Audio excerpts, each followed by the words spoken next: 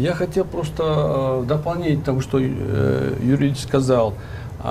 Теракты, мне кажется, все-таки здесь причина, она действительно глубокая, и это есть как бы отрыжка процесса глобализации, который укрепляется. Вот это статистика нам об этом говорит.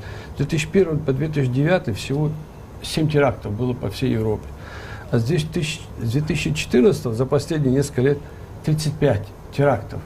Вот если добавить, у европейских стран очень слабый опыт по борьбе с терроризмом, а у России огромный, потому что у России были огромные проблемы с терактами.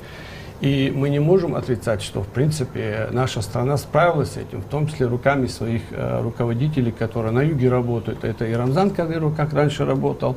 Но я хотел как раз не о нем, а о Мурате Зязикове, который получил с 2002 года огромный поток террористического подполья в Ингушетии. Через горы они переходили. И на плечи этого человека легла огромная борьба, поэтому Мурат Магомедович Зязиков тоже мог бы поделиться этим опытом с французами. Ну да, но в принципе, да, у нас эта тема будет продолжаться. Большое вам спасибо за участие в нашем прямом эфире. Напомню, что на волнах Радио Свобода звучала программа «Грани времени». У микрофона работал Владимир Карамурза-старший, редактор программы Андрей Трухан, продюсеры Дмитрий Налитов и Марк Сильман. Всего вам доброго.